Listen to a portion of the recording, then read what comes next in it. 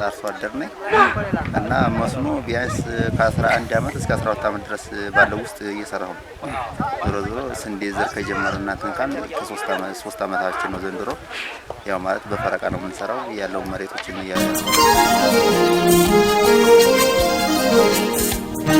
ያው ውጤቱ ላይ ትንሽ ድክመት ቢኖረው ማለት ነው ውጤት አለው። ያኔ የተፈጥሮ ጉዳይ ነው። ተፈጥሮ ካገዘ ስንዴ በጣም አሪፍ ነው። ከሽንኩርት የበለጠ እንትን ነው። ምክንያቱም ከምርት ባሻገር ገለባው ለከብቶች ያለው ሜኖ በጣም አሪፍ ነው እንደዚህ። ስለዚህ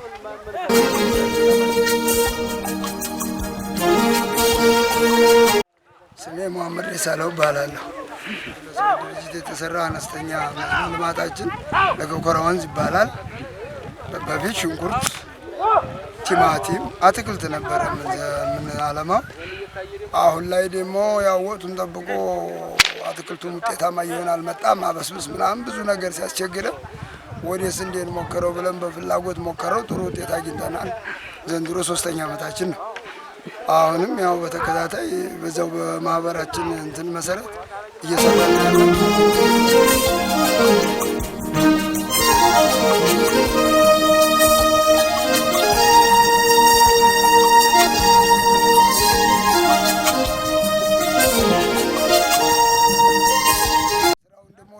በዚሁ መልኩ ለመቀጠል ሙሉ ተስፋ አለን።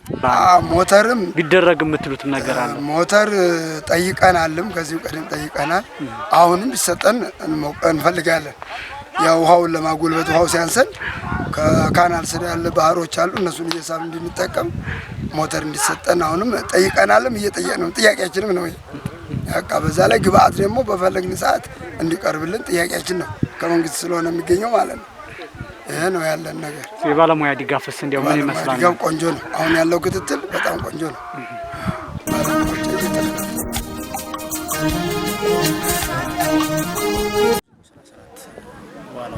ማጎሌ ቀበሌ ላይ ነው የበጋ መስኖ ስንዴ በንቅናቄ ማስጀመር ስራ እየሰራ ነው የምንገኘው። ያው እንደሚታወቀው እንግዲህ ከዚህ ከበጋ መስኖ ስንዴ ጋር ተያይዞ የወቅቱ ዋነኛ የትኩረት አጀንዳ ሆኖ ኢኒሼቲቭ ነው እየሰራን እንገኛለን። እኛም ይህንን መሰረት አድርገን እንደ ወረዳ በዚህ አመት በበልግም በበጋም ጨምረን 1258 ሄክታር መሬት በበጋ መስኖ ስንዴ ለመዝራት በእቅድ ይዘን እየተንቀሳቀስን እንገኛለን። ከዚህ ውስጥ 1216 የሚሆነውን በልየታ ደረጃ አጠናቀናል። ከለየነው ውስጥ እስካሁን የሸፈነው መሬት በብዙ ቦታዎች በክላስተር 033 034 033 032 ቀበሌ 02 በርካታ ቦታዎች በክላስተር የበጋ መስኖ ስንዴ እያለማ እንገኛለን። በዚህ መሰረት አሁን ላይ እስከ ዛሬ ድረስ ወደ 860 ሄክታር አካባቢ የበጋ መስኖ ስንዴ ሰርተናል ማለት ይቻላል። እስካሁን ባለ መረጃ አሁንም እንቀጥላለን። መነሳሳቱ አለ። አሁን የበጋ መስኖ ስንዴ ከእንትንነት ወጥቶ ወደ ልምድ ወደ አርሶ አደሩ ሳትጎተጉተው ሳትቀሰቅስ በራሱ ልምድ አድርጎት ጥቅሙን እያየ በተለይ አትክልት ላይ አሁን ላይ ካለው ወቅታዊ ሁኔታ ጋር ተያይዞ የዋጋ መቀነስም ስለታየ ሲደመር ደግሞ ጥቅሙንም በሚገባ ስለተረዳ አርሶ አደሩ በራሱ ማንንም ሳይጎተጉተው ወደ ስራ እየገባ ይሰራ እንገኛለን። ስለዚህ 034 ቀበሌም ወደ 23 ሄክታር አካባቢ ይሆናል።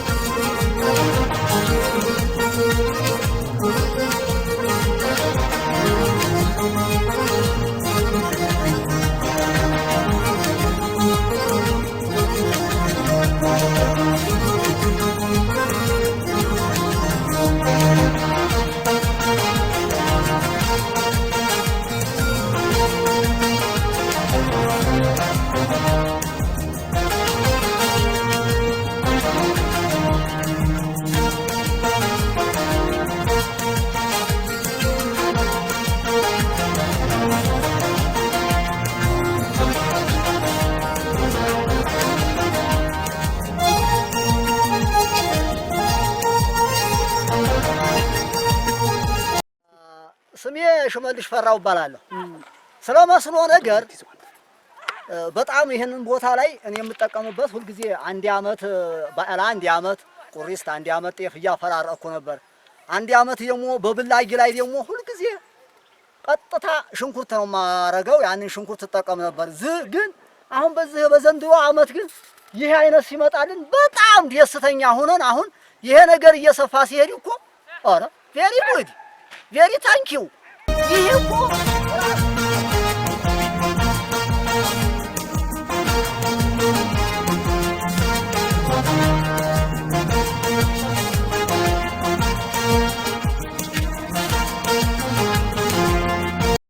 አማረሙ ይባላል። የምኖረው 032 ቀበሌ ጎስ 6 ንዑስ 3 ነው። ዝሮ በዚህ ቦታ ላይ ይህ ቦታ የምታዩት ከላይ ይዞ እስከታይ ድረስ በመስኖ አዲሱ አይደለም፣ ያው ሲሰራ የኖረ ቦታ ነው። ነገር ግን ኮንታክት ነገር ተፈጥሮ ቦዩን የመዘጋት ባህሪ አበጅቶ ነበር። የቀበሌዎቻችን ግብርኖች በማነሳሳት እኛም በመቀስቀስ ይሄንን ቦይ ተላይ ያስቆመው ሞተር ፓምፕ ነበረ። ሞተር ፓምፑንም በማይጎዳበት መልኩ እናንተም በማትጎዱበት መልኩ ሁለቱንም ተመጣጣኝ በማድረግ እናንተም ወደ ልማት ትገባላችሁ፣ እነሱም ወደ ልማት ይገባሉ። ይሄ ተዘጋ ቦይ ተከፍቶ ዘንድሮ ስንዴ ማልማት አለባችሁ አሉን። እኛም እሺ ደግ እናንተ ካገዛችሁን እኛ ለዚህ ዝግጁ ነናል፣ ተዘጋጀን።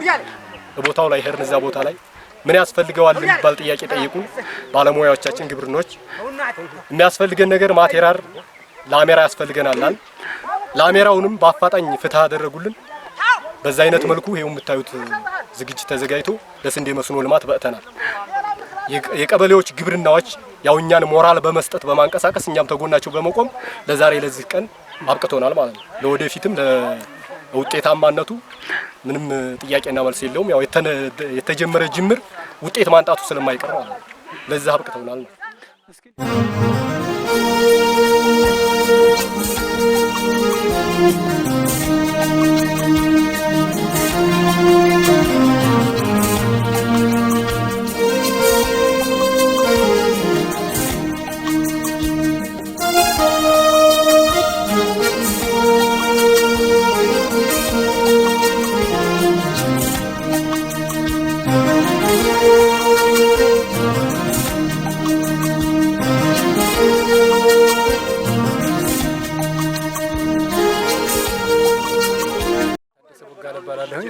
የ032 ቀበሌ ግብርና ጽሕፈት ቤት ኃላፊ ነኝ። ምናልባት ይሄን ስራ ከመጀመሪያው ምዕራፍ ጀምሮ እስካሁን ድረስ ያለበት ደረጃ ያለውን ነገር ስገልጽ የቀበሌ በአንጻራዊ የመስኖ ፖቴንሻል አላቸው ከሚባሉ ቀበሌዎች አንደኛው ነው። እንደ አጠቃላይ ምናልባት በዚህ በቀበሌ ደረጃ ወደ 110 አካባቢ ሄክታር የሚሆን የመልማት አቅም አለው ማለት ነው በመስኖ። ከዚህ ውስጥ 90 ሄክታሩ በመስኖ ስንዴ በዘንድሮ ዓመት የሸፈንበት መንገድ ያለ። እነዚህ 90 ሄክታሩ በ3 ክላስተር ነው የለየነውና አንደኛው ክላስተር ይሄ ነው። አንደኛው ክላስተር ቀድመን የዘራንበት መንገድ ያለ። ስለዚህ ይሄ ክላስተር አሁን ዛሬ እየፈጸምን ያለነው ክላስተር እንደ አጠቃላይ ስፋቱ 67.25 ሳፊ ሄክታር ነው ማለት ነው። ተሳታፊው ወደ 120 አካባቢ ነው እንደ አጠቃላይ ተሳታፊው። ስለዚህ ወደ ስራው ስንገባ ምናልባት ከመጀመሪያ ምዕራፍ ጀምረን እስካሁን አለንበት ደረጃ ከህብረተሰቡ ጋር በማደራጀት በማወያየት በመግባባት ለዚህ ለዛሬው ቀን ደርሰናል ማለት ነው።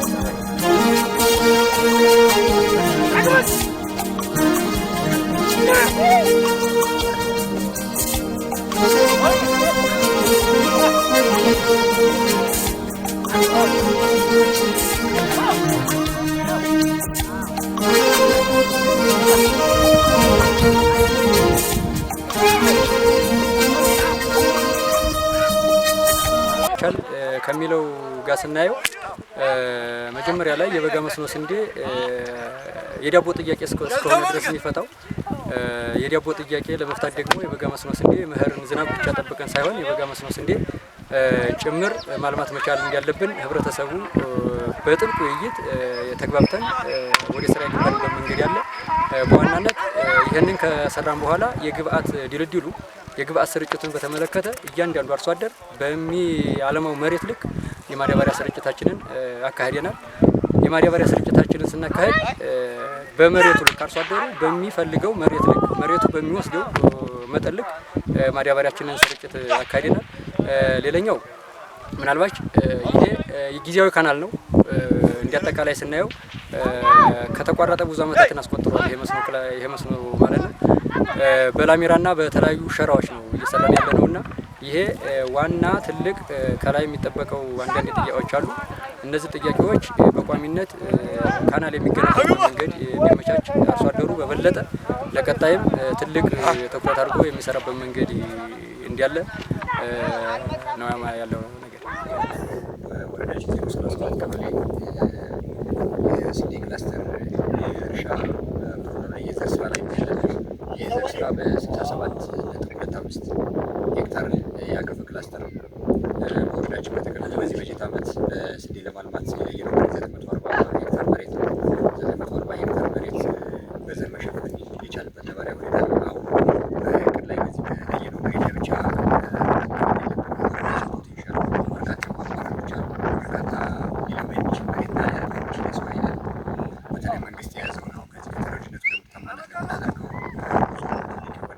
መደላደልና ልምድ ያገኘንበት ነው። ሁኔታ የፈጠረልን ማህበረሰባችን ጋር ተግባብተናል። በተለያዩ ቀበሌዎች ላይ አሁን በርካታ አማራጮችን እየለየን የሚያስፈልጉ ውሃውን ለማውጣትና ለማልማት የሚያስፈልጉ ቴክኖሎጂዎችን ሞተር ፓምፕ፣ የኤችዲፒ እና የተለያዩ ግብዓቶችን አቅርቦት እያደረግን ያለ ነው። እነዚህና አቅርቦቶች አቅርበን በርካታ መሬቶችን ለማልማት አሁንም ጥረት እያደረግን ያለ ነው።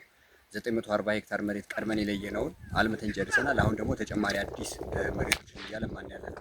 አሁን በሰሞኑ 033 ቀበሌ ላይ የምናለመው ተጨማሪ በስንዴ ዘር የምንሸፍነው ተጨማሪ መሬት ይኖረናል እና በወረዳችን ላይ መስራት ከተቻለ ከዚህም በላይ ማምረት የሚቻልበት ሁኔታ እንዳለ በመስኖ ምርታማነት ማሳደግ እንደሚቻል የመልማት አቅማችንን ከዚህ በላይ ሰርተን ማሳደግ እንደሚቻል የሚያሳይ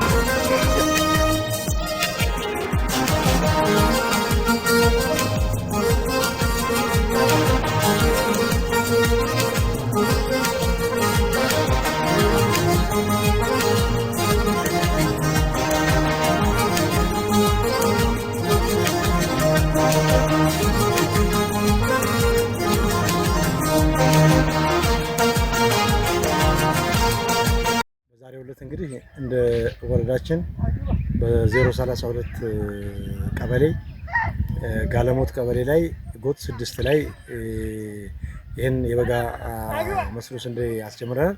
ይህን ስናስጀምርም በዛሬው ዕለት እንግዲህ ክላስተራይዝ በሆነ በ67.5 ሄክታር ላይ ዘር እየተሸፈነ ይገኛል።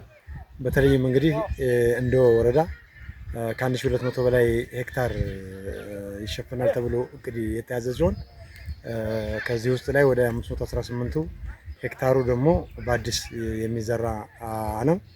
ስለዚህ ወረዳው እንግዲህ ፖቴንሻል የሆነ ወረዳ ነው። በመስኖ ትልቅ ሰፊ ያለውና መልማት የሚችል አካባቢ ስለሆነ አርሶ አደራችንም ማለት ከበጋ ሽንኩርት ከመዝራት ተላቆ በራስ አስተሳሰብና ለህዝብ ግንኙነት በተሰራ ግንዛቤ መሰረት ቀን ተቀን ወደ ትርፋማነቱን እያየ የሙከራ ተግባራ ስራ አምና ተጀምሯል። ያን በማየት ይህን የማስፋት ስራ በዛሬው ዕለት እዚህ እንግዲህ ከ50 ጥንድ በላይ አርሶ አደሮች ይህን የበጋ ስንዴ መስኖ አስጀምረው እየሰሩ ይገኛሉ። በወረዳችን እንዳጠቃላይ እንግዲህ ፖቴንሻል ቀበሌ ተተለዩ በኋላ ላይ እነዚህ ቀበሌዎች ያለምንም መታከት ወደፊት እንግዲህ ምርትና ምርታማነትን ለመስራት ምን ያስፈልጋል? ስራ ያስፈልጋል። ማን? የበጋ መስኖ።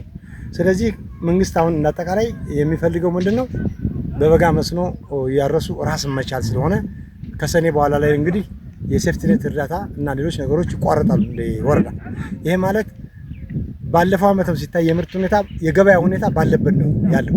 ይሄ ማለት እንደ ሀገር ትልቅ ምርት እየተመረተ ስለሆነ መቼ የበጋ መስኖ ትላልቅ ቦታዎች ላይ እየተመረተ ስለሆነ እኛም እንደ አካባቢያችን ይሄን እውናዊ ሁኔታ ለማድረግ ለአርሶ አደሩ ኤችዲፒ በማሰራጨት አርሶ አደሩ ደግሞ ይሄን መንግስት የድጋፍ ከ1 ሚሊዮን 900,000 ብር በላይ ኦልሞስት ወደ 2 ሚሊዮን ብር አካባቢ የሚጠጋ ወረዳው አርሶ አደሩን ድጋፍ አድርገናል ዘንድሮ።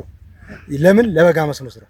ይሄን ኤችዲፒ ሲመጣም የህብረተሰቡ የባህላዊ መንገድ ፈርቀዳጅ ስራዎችን እየተሰራ ስለሆነ የመስኖ ውሃው እንደምታዩት ቅድም እንዳየነው ከላይ ጀምሮ የራሱ ንጣፍ ተሰርቶለት በባህላዊ መንገድም በዘመናዊ መንገድም ላሜራ ተሰርቶ በቀጥታ ይህን ህዝብ ለማገልገል እኛም አርሶ አደሩን ቆርጦ ለመስራት እየሰራ እንገኛለን። ይህን እንግዲህ እያሰፋን ወደፊት ያሉን የወረዳችን ከ11 በላይ ወንዞች አሉ እንደ ቦረና ወረዳ። እነዚህ ወንዞች የሰላም ሁኔታ እየተፈታታ ሲሄድ በስፋት ምርትና ምርታማነትን ለመጨመር ሳንታክት አርሶ አደራችንን የዚህ የበጋ መስኖ ተጠቃሚ አድርገን ለመስራት ወደ ኋላ ሳንል መስራት አለብን። አርሶ አደሩን በየጊዜው በቃ የግብአት ሁኔታን የማሟላት ስራ መንግስት መስራት አለበት። ይሄንን እናምናለን። ለበጋ መስኖ የሚሆን ማዳበሪያም ስለነበረን ለሚመለከታቸው አካላት የበጋ መስኖ የሚሰሩበት አውጥተን አከፋፍለን ወደ ዘር ተገብቶ ምርት ሰብስቦ እየተሰራ ይገኛል።